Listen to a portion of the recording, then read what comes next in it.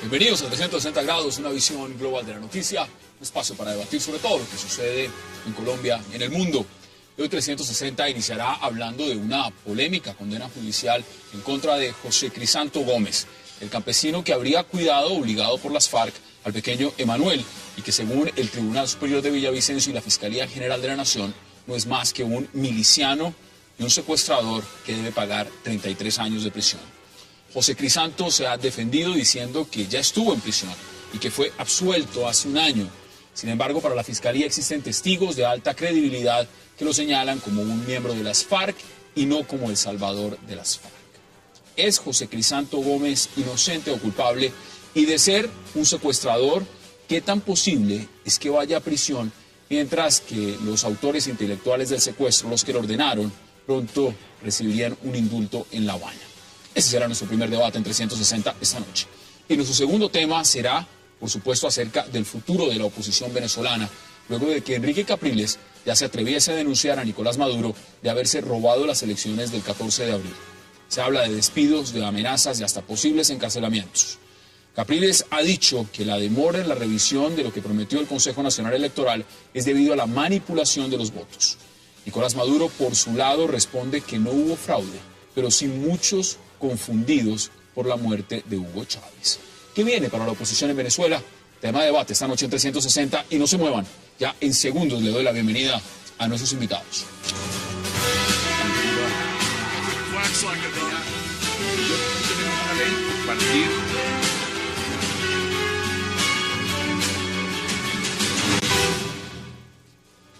Y qué placer darle la bienvenida esta noche a 360 a Ervin Hoyos, a Ancísar Marroquín y a Alberto Abello. Caballeros, qué gusto y gracias por haber aceptado esta invitación. Un verdadero placer tenerlos esta noche. Muchas gracias. Gracias. Buenas noches. Ervin, empiezo con usted porque esto es un tema que tiene que ver con secuestro, un tema que usted conoce muy bien, desafortunadamente un tema que usted ha tenido que manejar de una forma ya durante muchísimos años en Colombia. Este caso en particular de Crisanto Gómez, ¿cómo lo ve usted? ¿Esto es una injusticia o esto sencillamente es algo que tenía que pasar porque esto fue un secuestro? ¿Cuál es su percepción? El caso de Crisanto creo que lo tenemos que analizar desde dos ángulos para poder entenderlo. Uno, el Crisanto víctima en una zona de influencia de las FARC donde el campesino que no simpatiza, donde el campesino que no colabora, que no coopera, pues sencillamente lo pueden matar, le matan sus hijos, alguna cosa le puede ocurrir. Él viene de estar en una zona en donde necesariamente para sobrevivir un campesino, para subsistir, tienen que prestarle servicios a la guerrilla, colaborarle a la guerrilla, pedirle permiso a la guerrilla para la movilización, ser los remeseros, los que les llevan mercados, los que les cargan cosas. Eso es natural en este país, en una zona de conflicto. Entonces, habría que analizar ese Crisanto con esas connotaciones y hasta dónde esa presión que ejerce la guerrilla en esas zonas los vuelve cómplices a ellos. Pero yo analizo más el caso de Crisanto como una falta de defensa jurídica. Él no tuvo una buena defensa jurídica. Crisanto tenía una persona como abogado recién graduado. Hoy ha dicho que tendría que salir a pedir limosna para afrontar el tema de su defensa. Yo hoy justamente le hemos ofrecido a través de la Fundación Defensa de Inocentes ayudarle al caso, porque él no tuvo un abogado que tuviera la pericia jurídica de conocimiento en el manejo de estos temas tan complejos, en donde el aparato judicial de Colombia, la Fiscalía, pone todas las pruebas y ha puesto todo un despliegue investigativo para aportar pruebas. La Fiscalía está en todo el derecho y en todo el deber de acusar. Esa es la naturaleza de la Fiscalía, acusar. Pero ¿qué ocurre? Que la fiscal ha dicho: tenemos testigos. Recordemos que esta fiscalía se ha caracterizado por poner testigos a todo. Entonces, y testigos falsos en muchos casos. Testigos falsos. Ante esto hay testigos que dan lo que sea por dar un testimonio contra Crisanto y ganarse unas rebajas de penas. Por lo tanto, para yo redondear esto, el caso es muy complejo. Yo creo que le faltó defensa y es una víctima bajo todas las circunstancias de presión en donde hace presencia las FARC. Ancísar, esto es un caso mediático. Es un caso además de luto, es un caso que ha causado una gran introspectiva dentro de Colombia. Hasta el cine se ha llevado el caso del hijo de Clara López en Operación E, basado en la historia de este hombre. ¿cómo lo percibe usted? Esto es una condena a 33 años de prisión. Mire, estamos en un país que exige y que pide justicia, Hassan, y que pide la recuperación del valor de la justicia. Y más allá de si el abogado fue con la suficiente pericia o no al juicio, si le faltó un artificio legal para ganar o no, lo cierto es que de lo poco que se conoce del proceso, de las funciones que tenía el señor Crisanto con el pequeño Emanuel, y haber propiciado las razones incluso para que el defensor de familia que le quitó el niño porque estaba desnutrido, porque estaba en malas condiciones de salud, porque tenía leishmaniasis, porque tenía paludismo, porque tenía unas condiciones infrahumanas. Este niño, yo no sé de dónde acá venimos a mirar a ver cómo lo podemos salvar de lo que todos exigimos, que haya justicia, que se aplique la justicia. Mira lo que dice la fiscal Mary Patricia Conejo. Insistió en el siguiente tema y da las siguientes declaraciones. Nunca cuidó a Emanuel. Yo corregiría, dice la fiscal, frente a ese verbo de cuidar, toda vez que aquí estamos hablando de un cautiverio y de una retención ilegal. Debió ir a las autoridades. Esa es la posición de la fiscalía. Y como dice Erwin, la fiscalía tiene que acusar. Sí, pero tiene que ser emblemático este caso para el país. Tiene que dejar huella en los colombianos de que un tratamiento a un niño en estas condiciones no debe permitirse y se debe castigar. Mire, desafortunadamente... Hayan las razones que hayan, incluso lo que explicaba Erwin, que las zonas de conflicto obligan a la gente, que los amenazan, seguramente, todo lo que usted quiera. Ahí están las posiciones iniciales, vamos a mirarlas todas, pero empezamos de hablando. Desafortunadamente los casos emblemáticos les caen a personas como Crisanto o el del caldo Maggi en Cali. Esos son los casos emblemáticos. Humberto, ¿cómo lo percibe usted? Bueno, entiendo que a él lo habían absuelto inicialmente. Entonces, la misma fiscalía, las mismas autoridades. Entonces eso deja un manto de duda qué ocurrió después, cómo aparecieron los testigos, qué fue lo que pasó. Desde luego a la niñez hay que protegerla al máximo, ser inerme, que fue entregado de una manera o de otra. Él alega que él era prácticamente también un prisionero de la subversión en ese momento, tiene que haber algo de eso. Tenía 5 hijos, se ve que es una persona que no es un bárbaro, un delincuente, sino es una persona que tiene un hogar, que tiene unas personas para las cuales responder. Eso es un buen indicador de su personalidad, pero aún si haya estado bajo presión, se comete un delito, es lo que hay que establecer. Ahí hablan de secuestro extorsivo, pero Clara Rojas también estaba prisionera, entonces yo no sé a quién le iba a sacar el dinero, extorsionar, ni se sabe quién era el papá. Entonces, es decir, hay todavía hay muchas conjeturas, que hacer mucho análisis al respecto. Pero desde luego lo que se plantea también, lo que tú planteaste al principio del programa, es que el momento psicológico que vive el país, están negociando en La Habana, posiblemente los jefes de quienes habrían actuado para obligar a este señor a tener ese niño ahí, o si no lo mataban o cualquier cosa, pues pueden ser amnistiados. Entonces todo eso pues es una paradoja total. Ahí me comentaba una vez Chucho Bejarano, que era comisionado de paz del gobierno, que fue a un lugar en las selvas y vio unos campesinos y ellos lo vieron a él y creyeron que él era de la guerrilla. Entonces, ¡viva la guerrilla!, gritaban. Entonces, cuando vieron que no era, que era del gobierno, gritaban: ¡viva los paramilitares, viva el ejército! Pues, entonces hay una gente bajo una presión. Yo no sé, el doctor Ospina, ¿qué quiero la bienvenida también el ministro Camilo Ospina por aceptar esa invitación. Gracias, Adán. Yo parto de un principio. Nosotros estamos haciendo un debate periodístico, si se quiere, de opinión, pero se tomó una decisión en un tribunal. Es decir, ellos tienen unos elementos de juicio mucho más profundos. Yo conozco los jueces de Colombia, y los jueces de Colombia suelen ser gente bastante humana, que consideran los elementos humanos y los valoran dentro del contexto de las decisiones. Pero es que el caso es muy complicado, porque es que estamos hablando de un niño nacido dentro de un campamento de la guerrilla, que cuando lo entregan tiene leishmaniasis, tiene un brazo partido, y un niño que en últimas era un símbolo para el país. Quizás el campesino, quien lo tuvo, no lo sabía, pero claramente estaba en un contexto muy complejo. Un segundo elemento... ¿Quiénes serían los autores intelectuales en ese caso, a tu juicio? No, pues claramente el secretario. Él es un instrumento, nada más. La justicia en su momento libró, por supuesto, acusación directa. Estamos hablando de Alfonso Cano, por supuesto, de Tiro Fijo, y de la cúpula militar Martín Sombra, quien admitió, por por supuesto, que formó parte de este secuestro al ser el carcelero. No, y el dolor para la madre secuestrada, Cabezas de secretario. que le arrancan a su hijo fuera de eso es una cosa terrible para ella también. El debate complicado se plantea en un punto humano. Es un hombre que tiene 7 hijos, que está en la selva, que está bajo dominio teóricamente de la guerrilla. Por una parte, y por el otro lado, hay un niño que no tiene ningún tipo de protección, cae en las manos de la guerrilla y a él se lo entrega para la protección sin voluntad. Si los padres le hubieran preguntado si el niño quería que estuviera ahí o no, la respuesta era clarísima. Nunca hubieran querido que estuviera allá, siempre hubieran querido que tenía una abuela y una familia que lo hubiera recibido perfectamente. Es decir, el niño, si lo entregan, está en mejores condiciones al minuto. ¿Debe alguien, por ser pobre y por estar en malas condiciones, ser perdonado de un delito de lesa humanidad? Estamos hablando de un secuestro. Ojo con esto. Es una gran pregunta, pero ojo con esto. Mire. Cuando llegue el momento de la negociación con las FARC, si se llega a la amnistía, no hay amnistía por delitos de lesa humanidad. Este hombre no sale. Así sea miembro de las le FARC. agrego un elemento. El fiscal general de la Nación ha dicho que ningún miembro de las FARC tiene condenas por crímenes de lesa humanidad en Colombia. Eso lo ha dicho el fiscal general Montealegre. Ahora, yo se lo pregunto también... Pueden haber cometido delitos aunque no estén condenados. Que lo dijo aquí el procurador también. Pero, exministro, se lo pregunto a usted, que estuvo en la cartera de defensa. No, yo. Hay un tema de fondo y es el siguiente.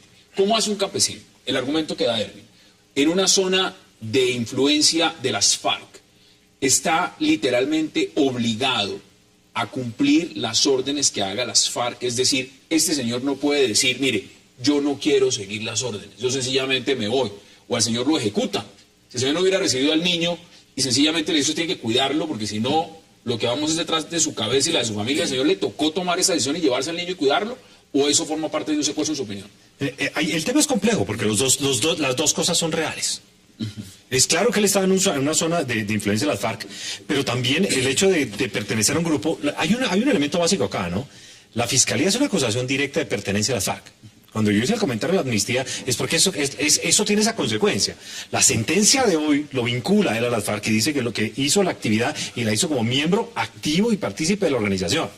Mire, en este momento tengo en línea y vamos a hacer contacto inmediato con José Crisanto Gómez. José Crisanto, gracias por aceptar la invitación a 360 grados, es un verdadero placer. José Crisanto, ¿me escucha en este momento? No le escucho muy bien. Vamos, en este momento me escucha mejor, me escucha con mayor claridad. Sí, ahí se escucha un poco mejor. Perfecto. José Crisanto, estamos en este momento acá hablando de su caso, de la condena, por supuesto, que profirió contra usted el Tribunal Superior de Villavicencio, 33 años de prisión.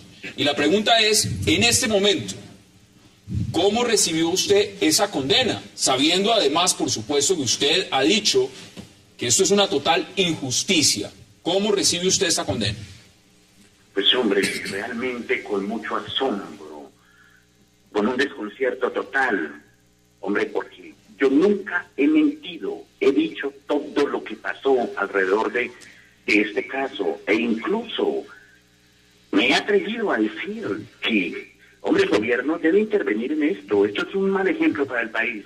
Hoy en día que el gobierno está reunido con los miembros de la FARC allí en La Habana, y que ellos dicen tener unas muy buenas intenciones de llegar a encontrar un equilibrio entre las partes para darle al pueblo colombiano la paz. Hombre, sería una buena oportunidad que empezaran a decir la verdad. Ellos deben de saber plenamente qué ocurrió alrededor de todo este suceso, quiénes fueron estas personas, miembros de esta guerrilla que llevaron a este niño allí y lo dejaron de manera irresponsable, y nos utilizaron porque nos ocultaron la identidad de este niño. Hombre, aquí hay unas situaciones de que la guerrilla debe aclarar. Ellos están en todo el deber de decir si yo hacía parte de esa organización. Yo nunca he hecho parte de esa organización ni en la más mínima escala de esa estructura. A usted lo acusa directamente las FARC y quiero hacer algo que es inusual en 360, pero me parece que es importante porque aquí está Alberto Abello, que es director del Nuevo Siglo. Se encuentra también Erwin Hoyos, que es un reconocido periodista.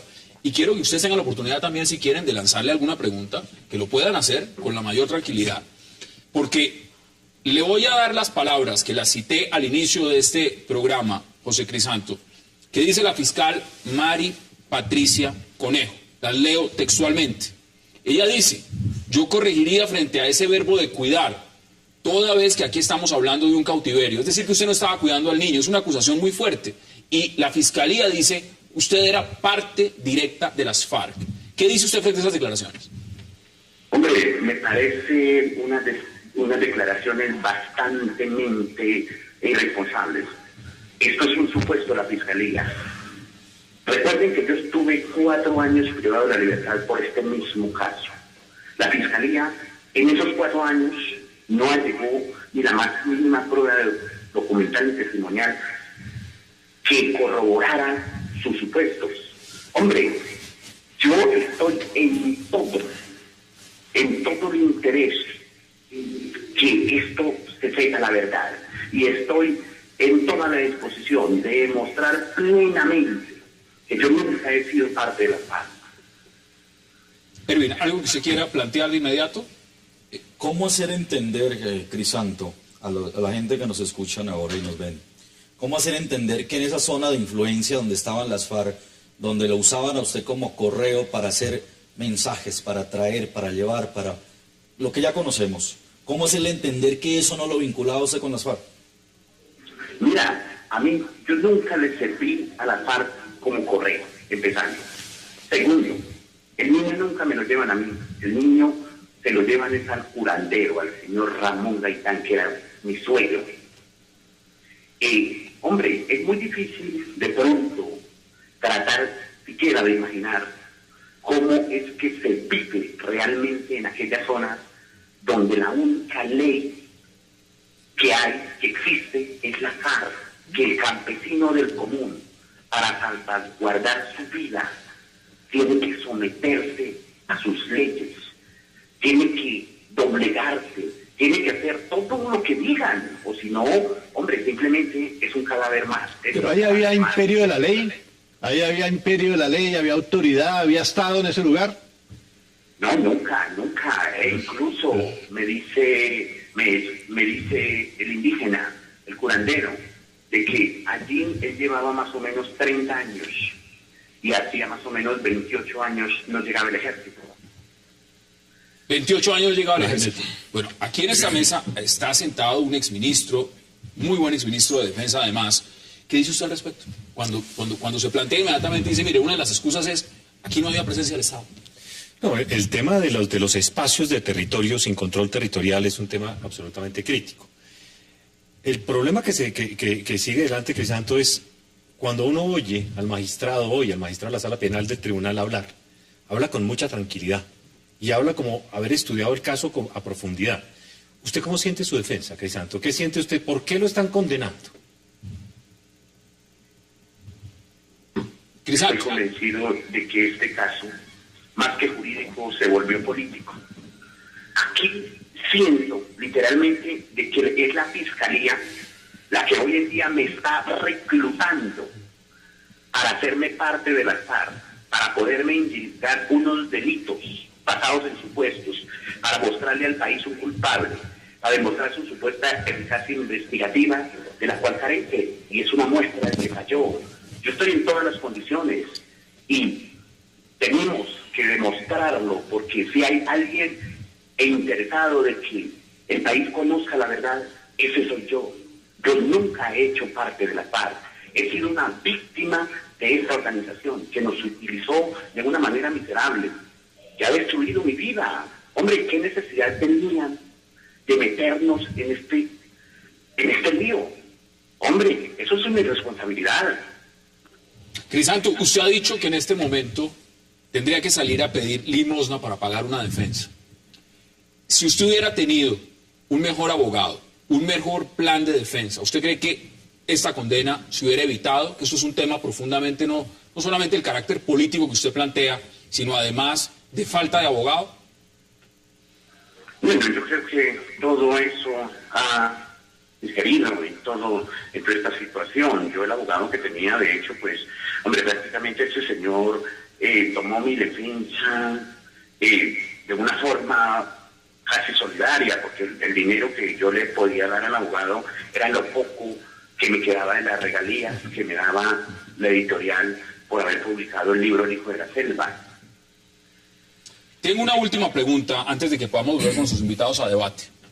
Ancísar Marroquín de pronto le quiere formular una, pero yo quiero también antes la siguiente. El tema de la película Operación E generó mucha polémica en el país. Fue a los estrados judiciales. Si se debía autorizar o no que esta película se pudiera ver. ¿Usted cree que esa película, lo que significó el hecho también de que en el tema judicial Clara Rojas hubiera perdido esa pelea que estaba dando para que no se transmitiera esa película, para que no se pudiera hacer pública, ¿a usted lo ha perjudicado de alguna forma? Bueno, yo creo que, como le digo, detrás de esto hay muchos intereses. Mira, yo nunca tuve conocimiento ni siquiera que se estaba grabando esta película. Lo pude conocer faltando un mes para salir en libertad. Yo creo que Clara Rojas pensó de que yo estaba detrás de todo este proyecto. Hombre, la verdad, eso no es así. A mí me extraña mucho cuando Clara Rojas la liberan, es llamada a declarar a la Fiscalía, lo mismo la señora Consuelo Perdomo, Luis Eladio Pérez, el mismo Martín Sombra, que fue el carcelero de ellos. Hombre, todos dicen la verdad. Dicen, nunca antes habíamos visto a este señor, nunca lo vimos que llegara a un campamento de las FARC. Hombre, eso es cierto, yo nunca hice parte de las FARC. Pero bueno, esta señora, cuando se me da la libertad y ya está el alboroto de esta película, me extraña sobremanera de que esta señora apele mi libertad. Hoy veo de que esta señora se ha ensañado conmigo y la verdad no entiendo la razón.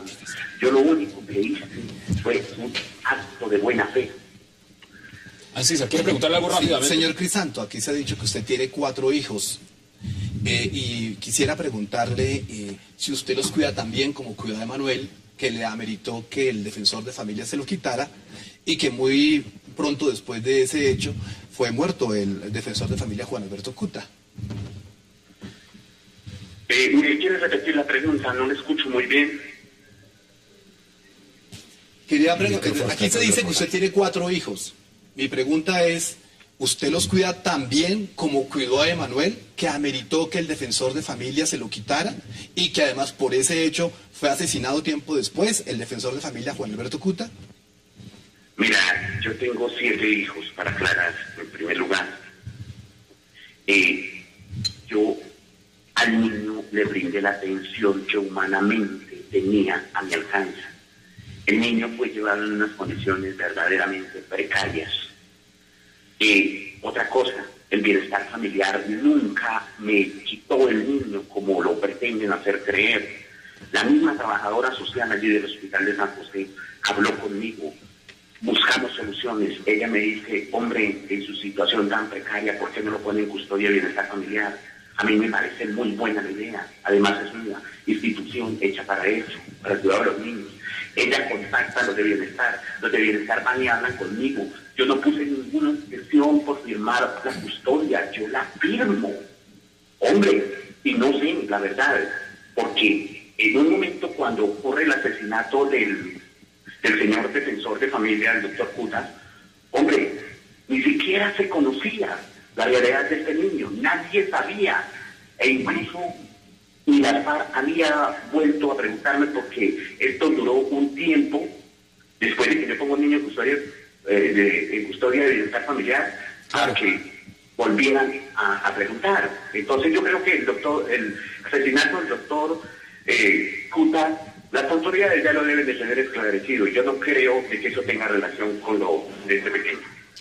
Pues José Crisanto, queremos agradecerle por haber aceptado esta invitación a 360, por supuesto, sabiendo lo difícil que es para usted en este momento conceder una entrevista y demás. Gracias por habernos dado la oportunidad. Caballeros, a ustedes de verdad, gracias por haberme dado la oportunidad de participar en este debate tan importante. Señores, ahí está la mesa abierta. Sí, no, yo tengo claro una cosa. Nosotros estamos haciendo un debate con elementos de juicio que estamos escuchando y construyendo acá. Yo no quise ser muy duro con él, porque en realidad parecería un punto desequilibrado, pero para poder llegar a algún punto toca interrogarlo. Y si habíamos empezado a interrogarlo, nos haremos de nuevo un ratico, pero le aseguro que lo hacemos para ti. Pero mire lo que nos escriben, y esto es algo que lo están escribiendo ya varias personas a través de nuestra cuenta en Twitter. Dicen, habla muy bien para ser un campesino. Habla muy bien, es un primer elemento claro. Se equivoca tal vez 2 o 3 veces con expresiones gramaticales, pero habla bastante bien. Eso es claro. Lo segundo, hay otro elemento aquí que hay que tener en cuenta. Mire, a mí me tocó ver una cosa, una circunstancia alguna vez que me hirió mucho. Llegué alguna vez a San José del Guaviare precisamente y encontré que habían caído 2 o 3 policías con minas porque estaban yendo detrás de un cultivo de coca. ¿Quién había colocado las minas? La lograron capturar. Era una mujer de unos 35 años y ahí tenía 3 o 4 hijos y uno lo pensaba con esta mujer pues es humilde, tiene 3 o 4 hijos, pero es que acaba de matar 3 policías. Es decir, hay un punto concreto en el cual a uno le duele mucho que el Estado quizás no tenga el control. Puede haber factores de hecho allí, pero si la justicia no funciona y no se aplica, vamos a tener problemas supremamente graves porque entonces vamos a justificar delitos supremamente complejos. Ampliémoslo sobre un marco más amplio y los invito a que lo pensemos de esta forma. Lo que está pasando en La Habana en este momento, por lo menos como se ha planteado bajo las declaraciones del fiscal, el marco legal para la paz y demás, significa que podría existir, darse un grado de impunidad para autores materiales, intelectuales de crímenes de lesa humanidad. Este hombre no está en La Habana, este hombre lo acaban de condenar a 33 años de cárcel. Se puede ver con objetividad que este hombre reciba esa condena y el señor Pablo Catatumbo o los jefes del secretariado que estuvieron detrás de este secuestro vayan a quedar mañana inmunes, con impunidad en el Congreso y demás. ¿Usted cómo lo percibe, Herbert? Yo en este momento le diría a Crisanto, si a usted lo condenan a 33 años y la Fiscalía lo está vinculando con las FARC, pues espere que firmemos el proceso de paz que lo van a vincular como miembro de las FARC para que salga libre. Ese sería entonces el juego correcto, ¿cierto? Si está vinculado a las FARC, porque ellos van a buscar eso, van a buscar escarcelar a todos los Pablo que Catatumbo, tienen allí 41 procesos todos en los este que momento. Martín Sombra va a ser uno de los primeros que va a salir en el momento que se haga un acuerdo y van a buscar repatriar a Simón Trinidad. Entonces estaríamos frente a un caso en donde si las FARC reconocieran que este hombre es miembro, pues entonces tendrían que incluirlo. Lo cual yo dudo que las FARC vayan a hacer eso. ¿Qué dice usted al respecto, Alberto? Sí, claro, el problema del brazalete, ¿no? Cuando tienen brazalete de la FARC, entonces hay impunidad, pues eso es muy grave. Lo que sí quiero recordar es que la Fiscalía no se hizo solo para condenar. Ellos investigan y si establecen la inocencia, lo dice la Constitución, deben también decirlo. Entonces ellos tienen que orar en propiedad y él tiene derecho de apelar. Pero hay unos grandes vacíos muy grandes en cuanto a los testigos que ha presentado muchas veces la Fiscalía. Aquí lo hemos debatido en varios casos. Sí, pero claramente es difícil que pase en tribunales, ¿no? Claro. Y aquí el Esto fue el tribunal fue muy tribunal, contundente. eso es muy fácil. El tribunal fue muy contundente. Si ustedes oyeron con detenimiento cómo habló el magistrado, el presidente de la sala, habló con mucha tranquilidad, con mucha serenidad y con mucha seguridad. Digo, a nosotros nos convencieron los argumentos y las pruebas. Pues ahí Sí, está pero el caso hay del una abogado. naturaleza en cualquier hecho, y aquí yo le diría, ministro, el señor Crisanto no fue a traerse el niño, él no fue a sacar el niño, el delito, la naturaleza de la tenencia de ese niño, no fue de que él fue, a él se lo llevaron. Pero pudo ir a las autoridades y llevarlo. Bueno, pero no lo hizo. Era una pregunta hacerle. Por las circunstancias. Pero el agravante, la extorsión, ¿a quién le iban a sacar dinero con ese niño? Es lo que yo no Exacto, veo. no hay naturaleza. Si la mamá tampoco. no tenía nada, O sea, no estaba existe- prisionera. Es decir, a mí me parece que le Además le pusieron si más recor- delito del que había claro, antes. si recordamos cómo fue, a él lo entrega por una enfermedad ya grave, porque vio que no lo podía tener en las condiciones que estaba y prácticamente se deshizo del niño. Pero es que no hay otra forma de calificarlo. Hay 2 formas de delito ahí en el secuestro, que es el secuestro simple, cuando el papá se escapa con el niño. Primero a delito simple. Que No, el secuestro todavía simple yo es ese. digo que puede haber Sí, eso. el secuestro simple es cuando el papá se escapa con el niño sin el permiso de la mamá y entonces lo secuestra. Y pasa, y eso es secuestro, técnicamente hablando. Aquí les voy a dar exactamente por qué es la condena. Como coautor de los delitos de secuestro extorsivo agravado, rebelión, fraude procesal y falso testimonio por el caso de Emanuel. Bajo eso es que falla el tribunal. Demos Está un conclusiones porque equipo de tengo que cambiar de abogados tema. muy Mi conclusión poderoso, básicamente eso ya está es muy centrada en lo consolidado, ¿no? siguiente, Hassan. En todos los movimientos insurgentes que existen en el mundo, para que su accionar, para que su actividad sea eficiente e impactante ante la comunidad, necesitan de auxiliadores.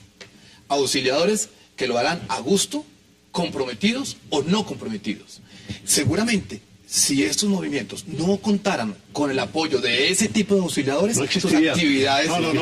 No podría. Y por último, yo no sabría, escuchando a don Crisanto, y me cabría preguntar si él cree que con ese acto estaba haciendo algo para mejorar el país. ¿Algo que quiera agregar en 15 Sí, segundos? antecedente inmediato, el último caso de negociación de paz, sí, con impunidad fue el M-19, no hubo condenas de ningún tipo, pero aquellos guerrilleros que estaban vinculados a secuestro no pudieron ser indultados. Vamos a la pausa, porque al regreso entraremos a hablar de otro tema que tiene que ver con Venezuela. Y la crisis que se está manejando en este momento después de las declaraciones, las últimas declaraciones de, por supuesto, Enrique Capriles, donde dice abiertamente que las elecciones se las robaron. Ya volvemos con ese tema, no se vayan.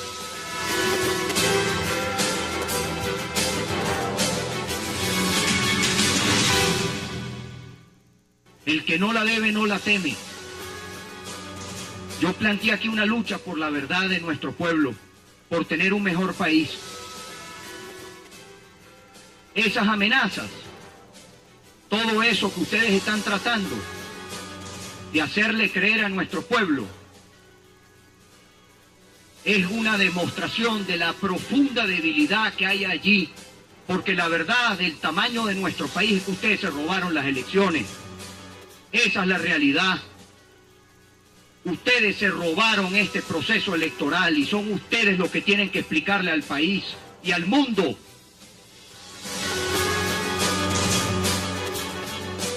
Regresamos a 360 y ahí están las declaraciones. Claro y contundente. Eso se lo robaron. ¿Cómo lo ve usted, Alberto? Bueno, uno como periodista ve esto a la distancia, pero el hecho que uno observó inicialmente es que cuando hubo la marea roja que se publicó aquí en la plaza durante varios días, la gente pensaba acá que se había extinguido el resto del país, y resulta que eran las mayorías silenciosas, ahí de que se habla, que salieron a votar con Capriles en una forma impresionante, hicieron una marcha en Barquisimeto, una de las avenidas más grandes de ese país, sorprendente, y obviamente eso se tiene que traducir en votos.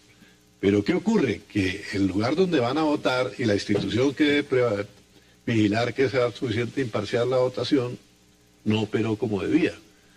Aún así, hay que anotarle a Capriles que tuvo el valor moral de no lanzar al pueblo a una manifestación gigantesca que hubiera podido ser reprimida. Lo están acusando en este momento, porque ya, por supuesto, las investigaciones, no solamente las que no han avanzado por parte del Consejo Nacional Electoral, pero las autoridades como la Fiscalía ya abrieron las investigaciones de las muertes postelectorales, por la violencia postelectoral. 9. Y yo les pregunto a ustedes, ¿a quién creen que se las van a achacar? Yo empiezo con otra cosa, se perdió el miedo. Es decir, en la época de Además, Chávez, se perdió el miedo. Es decir, cuando uno tiene un presidente y uno tiene miedo y uno se esconde y uno no sale y vota, pues el hombre mantiene el control porque tiene un control férreo. Cuando se pierde el miedo, la gobernabilidad se deteriora muy rápidamente. Además, la pérdida de miedo es un fenómeno que se encadena, ¿no? Porque jala uno, jala otro, jala el otro, y llega un momento que se vuelve un tema masivo. Yo tengo claro que se pueden robar las elecciones y que pueden acusar a Capriles de lo que les dé la gana. Pero el punto es muy complejo. Y el tema de las muertes en Caracas, que es una ciudad que tiene más de 200 muertos por 100.000, es decir, que rompe todos los récords. El hecho de que esté, por ejemplo, una ministra como Iris Varela diciendo, ya le tengo la celda lista. Ya le tengo la celda lista. Si uno ve también otros argumentos, y aquí, por ejemplo, me tomé a 7 millones que votaron por por supuesto, pero es que si eso lo dice Chávez asusta, pero si lo dice una ministra, no. Están diciendo ya claramente que hay investigaciones revisando perfiles en redes sociales, están pidiendo y revisando y despidiendo empleados públicos que hayan votado por Capriles y que antes abiertamente eran chavistas. Se está haciendo amenazas en medios de comunicación y se está señalando que pueden haber posibles órdenes de captura. Es decir, acá hay una polarización que hay que verla en un contexto mucho más. Maduro habló del segundo intento de homicidio y que iba a arrestar gente. Entonces, esto ya se está abriendo otro aspecto. Pero Hassan, en verdad esto se veía venir. Mire, déjeme contestar. ¿Sí se lo veía venir? Sí, se veía venir, mire. Les voy a contar una cosa. Hay una firma argentina, creo que se llama Datamática, que en la última semana dio la proyección como ganador a Capriles, por poco margen, pero lo dio como ganador. Mira, 43 Maduro y 50 y pico Capriles. Okay. ¿Eso qué quiere decir? Que había una percepción que venía encreciendo en contra del proceso, ya no de Chávez, sino de Maduro. Es que, perdónenme, una cosa es Chávez y otra cosa es Maduro. Y eso no lo podemos olvidar, aquí, allá y donde ustedes quieran ponerlo. Pero una cosa es hablar de un reconteo y otra cosa es decir, señores, no reconozcan mientras haya un reconteo, y ya lo que está diciendo hoy es, esto se lo robaron. Aquí ya ni siquiera tiene que haber un reconteo. Es que esto fue un robo. Pues entre los movimientos democráticos, cuando se aspira al poder, se supone que hay un protocolo implícito en que el contendor reconoce la victoria del otro. Pero obviamente aquí no se ha dado y es precisamente porque el contendor no reconoce la victoria de Maduro. Pero tampoco la reconoció la comunidad internacional, que inmediatamente en UNASUR dijo, mire, Estados aquí Unidos apoyamos. ni la Unión Europea ha reconocido. Pero aquí hubo algo elemental, y es que UNASUR, este grupo, salió a decir, pedimos el reconteo, pero reconocemos a este señor. Y es elemental en derecho constitucional, y que vean ustedes dos, que lo primero es el respeto a las normas, a las reglas de juego, después es que se reconoce. Primero el reconteo y después se reconoce. Entonces hay un grave error. Todo gobierno, toda democracia tiene que partir de ese principio de reconocimiento, y para que se dé el reconocimiento tiene que haber la credibilidad en quién está tomando el poder. Cuando no hay credibilidad, cuando a mí no me convencen como ciudadano de que ese que me está gobernando es legítimamente elegido, por eso él habla de un gobierno ilegítimo. Es que todavía no se ha entendido el contexto de lo que Capriles ha explicado. Es que Cuando habla de un Chávez gobierno tuvo legítimo, legitimidad porque derrotó la primera vez a Claro. todos los partidos. Y por amplio La tuvo. margen. Y por amplio margen. Y por eso Y lo veamos respaldaban las declaraciones fuerzas justamente militares. de Nicolás Maduro. Pero ahora no hay Veamos legitimidad. A todos. Pero las consecuencias es que todo es ilegal. Sí, pero todo. Grupos violentos, yo le he ordenado, así como se capturó y se va a enjuiciar a este gringo, yo le he ordenado al ministro de Interior que capture a todos los que aparecen en los videos y están involucrados en la violencia fascista contra el pueblo de Venezuela. Veo unas declaraciones y esto ya es orden Pues por todo. televisión. Vaya y capture. Mira la diferencia entre el comandante Chávez y Maduro. Chávez había logrado, de repente ya había hablado con Capriles, con algunos grupos, había ofrecido unas cosas. Quizás no habría cumplido, pero había tratado más o menos de moderar, de distender las cosas. Este no. Este se va. Porque no tiene margen. Claro, ¿no? Porque tampoco Puede tiene ser margen. eso Es decir, también, a puede ser Chávez eso nadie también. le negó la legitimidad de su elección. Pero aquí se empezó pidiendo un reconteo que no se dio. La gente de Cúcuta mandaba las filmaciones sobre la quemación de votos el mismo día de las elecciones, después de conteo. Eso fue público. Sí. Llegaban por todos los caminos.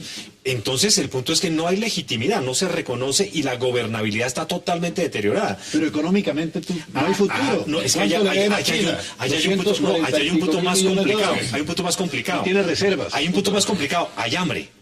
Eso sí es lo que deteriora cualquier situación política. Usted puede ser legítimo o ilegítimo, pero no puede permitir el hambre. Cuando la situación llega al tema de hambre y a la falta de alimentos y de provisiones, ya el tema es crítico. Les quedan 2 meses de reservas internacionales para pagar importaciones. Es decir, el agua está llegando a un nivel en el cual es muy difícil sostenerse con una condición tan deteriorada. Habrían dos temas gasolina. que habría que tener en cuenta. En primer lugar, y es que en verdad estamos hablando de medio país al lado de Maduro y medio país al lado de la Sí, oposición. eso ya es 50-50. Eso ya no da un Me margen parece de... que en eso podemos estar de acuerdo. O muy cerquita. Sí, pero si estamos de acuerdo con eso, lo que tenemos es que hay un enfoque de gobierno o una idea de gobierno que se le quiere imponer al 100%. Cuando se intenta imponer esas acciones de gobierno al 100%, cuando la mitad está en contra, pues es donde empiezan a fallar los canales de comunicación. ¿Por qué? Porque no hay un consenso. No hay una búsqueda de que se acepte la acción estatal. Y peor aún, lo que pasa es que el gobierno, Maduro y su gobierno, entienden que el mayor empleador hoy en Venezuela es el Estado. Y siendo el mayor empleador el Estado, Casi hay el una único capacidad de coacción muy grande. Lo desestabiliza el factor Casi el único. Totalmente lo desestabiliza. Aquí va a venir una crisis, primero de credibilidad, porque va a llegar el mismo sector chavista a darse cuenta un día que Maduro se robó las elecciones. Y esa es la caída de Maduro. Ya lo deben saber, Ese ¿no? es el final de Maduro, el día que sus propios coadyuvantes, los que facilitaron, los que se dieron cuenta que hubo una trampa y que el día que por el mismo protocolo de participación en la burocracia los tenga que sacar y empiecen esos a hablar y a denunciarlo, ese día se le va a venir todo esa baraja de naipes abajo. Pero digamos que eso no es lo grave es un pueblo abajo. Un pueblo con hambre que va a terminar enfrentado los unos con otros, que cuando no están en temas de política, cuando no se ponen la camiseta roja, son todos hermanos, No, se la saludan. inseguridad social que Pero hay, la cuando violencia entra la crisis son enemigos y las se grandes parten ciudades. inmediatamente. Entonces, estas dos cabezas han dividido ese país de tal manera que yo puedo atreverme a decir, casi yo lo veo como vimos a Libia antes de empezar la guerra, estaba así, los pro Gaddafi y los que estaban contra Gaddafi. En este momento, Venezuela está con el perfil perfecto. ¿Cómo ve para usted una esas guerra declaraciones? para una guerra ¿Cómo civil? ve usted esas declaraciones de Nicolás Maduro cuando dice que atribuye los malos resultados electorales a la tristeza por la muerte de Chávez? Cuando dice, nosotros perdimos 800.000 votos, 1 millón de votos, no es por el modelo que estamos aplicando. Pero sino de barrios sencillamente- populares, Pues, sino es en por- barrios sí, uno tiene populares. esa razón. Uno tiene que justificar Claro, la derrota de cualquier forma, la pérdida, la cualquier utilización cosa. del nombre de Yo Chávez retomaría todo el el tiempo. punto que está. Yo confío que los venezolanos no son un pueblo violento, nunca lo han sido por principio, pero hay 70.000 Kalamikov repartidos. Claro. Es decir, hay claro. 70.000 AK-47 repartidos entre la población y eso es muy complejo. No, y Un sobre ciudadano todo normal Sí, con estamos una hablando de una AK-47. situación Exacto. como la de Siria, Es ¿no? muy Con complejo que no está entrenada, Son es milicias. población del común, Que milicias. yo confío en que Es ellos más no son violentos, peligroso entonces que- esperemos que eso no Ojalá ocurra. Hay un tema que quiero aprovechar luego de la pausa, que es un tema que se acaba de presentar en la agenda de Colombia y que quiero abordarlo con ustedes. Entonces les voy a pedir que sobre este tema de Venezuela me den rápidamente sus conclusiones. Denme sus conclusiones sobre lo que ve en Venezuela en el corto plazo. No hablemos en el mediano, pensemos en el corto plazo. Porque aquí lo que está pasando momentáneamente tiene trascendencia, es día a día lo que pueda pasar. Venezuela se va a derrumbar económicamente. Tiene que los notables que hay allá de las distintas tendencias lograr algún acuerdo político para que ese país no se derrumbe. Y si es necesario acortar el periodo que ilegítimamente ha recibido Maduro, acortarlo y que venga una nueva elección, un nuevo ¿Cuáles son gobierno. sus conclusiones? Brevemente, 20 segundos. Que como en toda democracia, en el caso de Venezuela es un péndulo. Y el péndulo hoy se aleja del modelo bolivariano y le da Se agotó, esperanzas. se agotó. Y le da esperanzas a la oposición. Uno. Y dos, que vienen las luchas internas dentro del chavismo. A ver quién, entre Diosdado y los demás, y Jagua, van a empezar a presionar. Si usted no tiene el liderazgo suficiente para mantener el chavismo en el poder, se da el paso. 15 segundos. Las fuerzas militares son las determinantes allí. El día que las fuerzas militares haya un general que se haga del lado de la población civil, del lado de la gente que se sintió robada, hasta ahí va el poder. La situación política es inmanejable, perdió gobernabilidad, se perdió el miedo por un lado, y la situación económica es supremamente grave. La presión que va a ejercer la situación económica, que es, uno aguanta cualquier discurso político, lo que no aguanta es hambre. Vamos a la pausa porque quiero aprovechar con nuestros invitados después, cuando regresemos, para preguntarles sobre un general que parece ser no le está gustando mucho La Habana. Ya volvemos.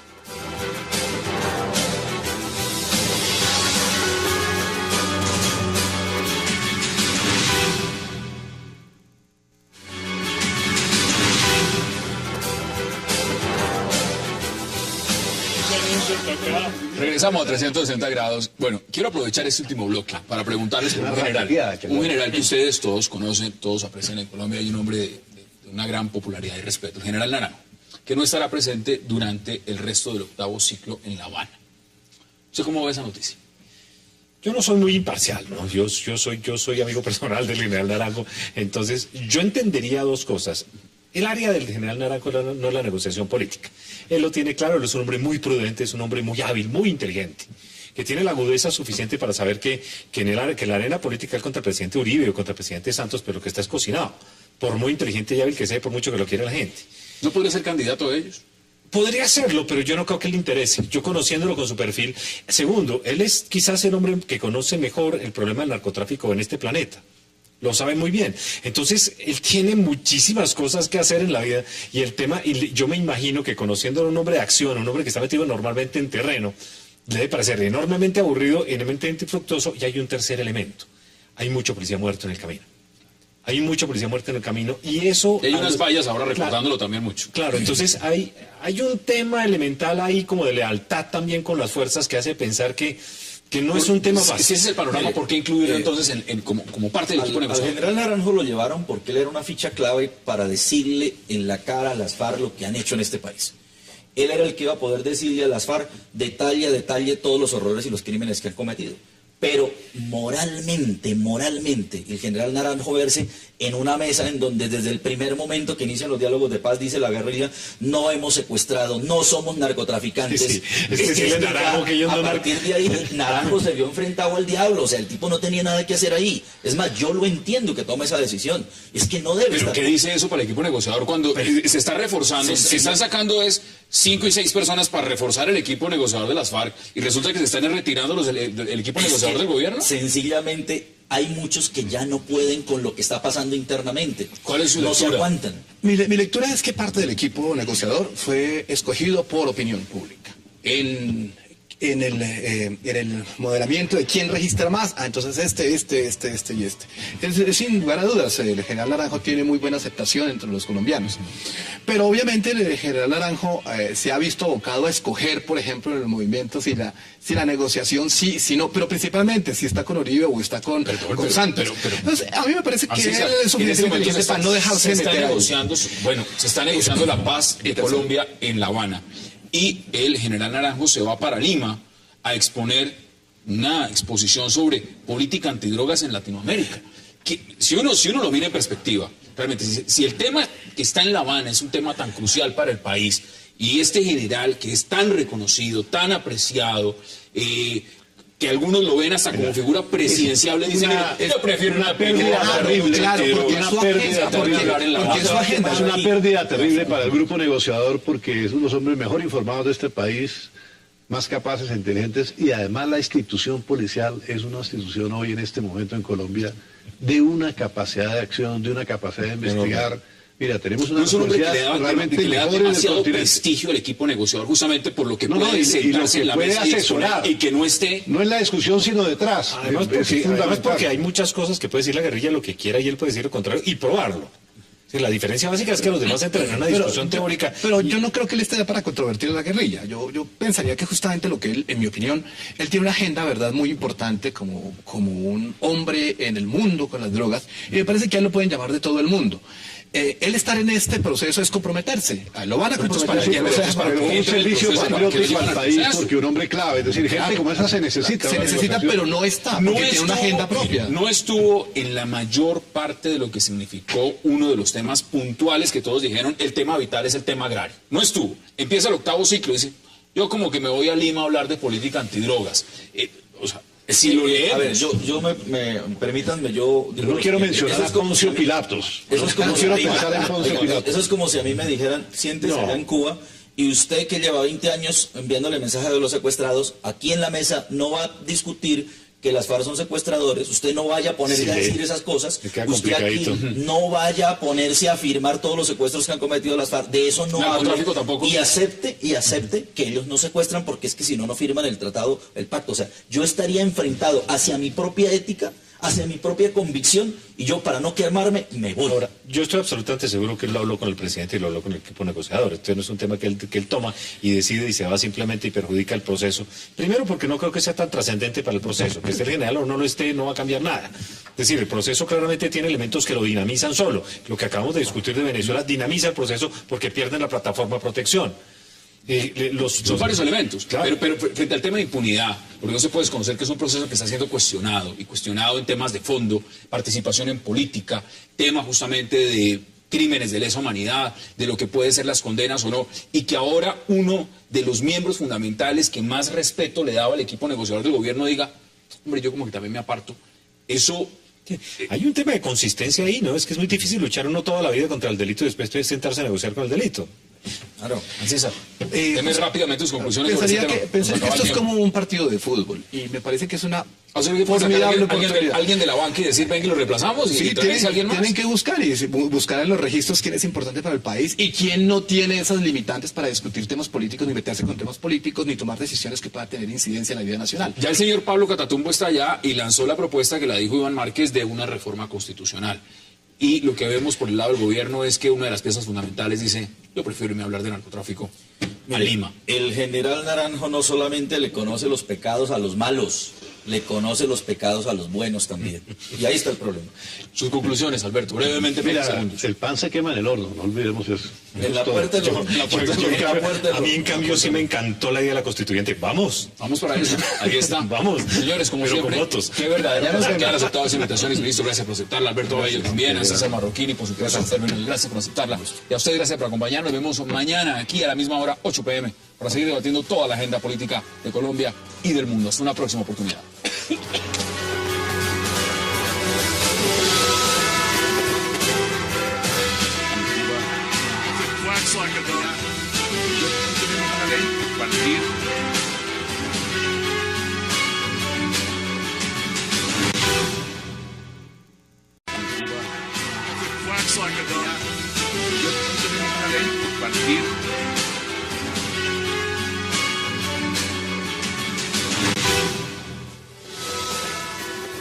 Bienvenidos a 360 grados, una visión global de la noticia, un espacio para debatir sobre todo lo que sucede en Colombia y en el mundo.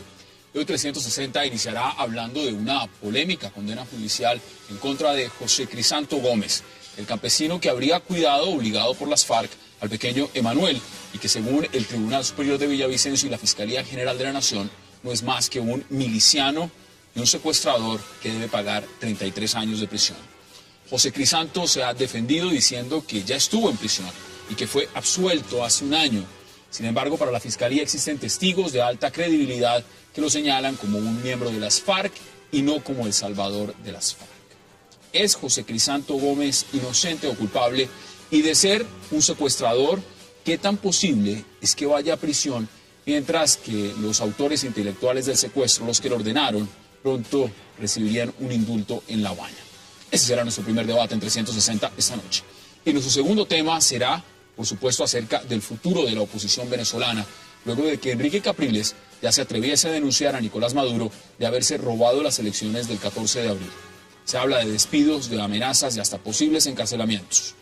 Capriles ha dicho que la demora en la revisión de lo que prometió el Consejo Nacional Electoral es debido a la manipulación de los votos.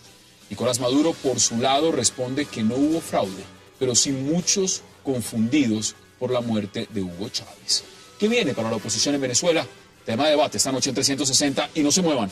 Ya en segundos le doy la bienvenida a nuestros invitados.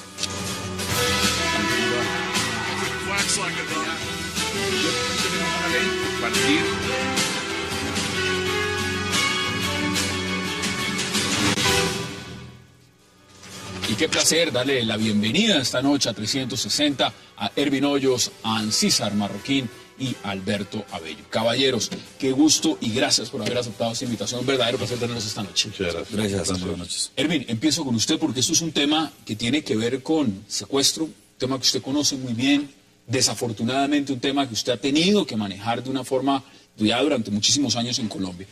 Este caso en particular de Crisanto Gómez, ¿cómo lo ve usted?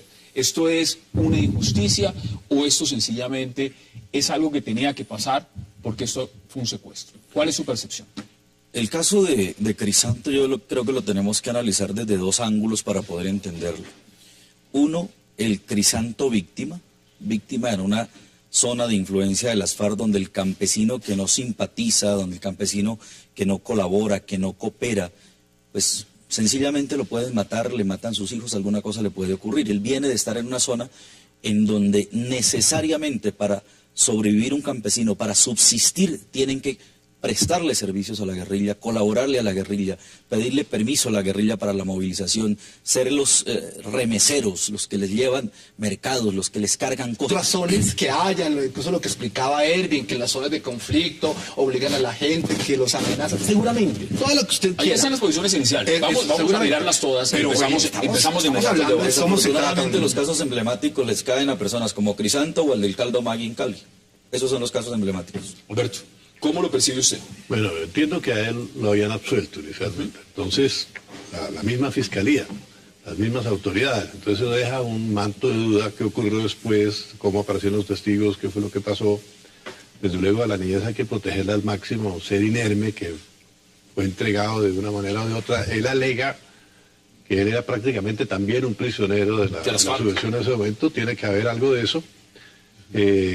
Tenía 5 hijos, se ve que es una persona que no es un bárbaro, un delincuente, sino es una persona que tiene un hogar, que tiene unas personas para las cuales responder. Eso es un buen indicador de su personalidad, pero aún si haya estado bajo presión, se comete un delito, es lo que hay que establecer.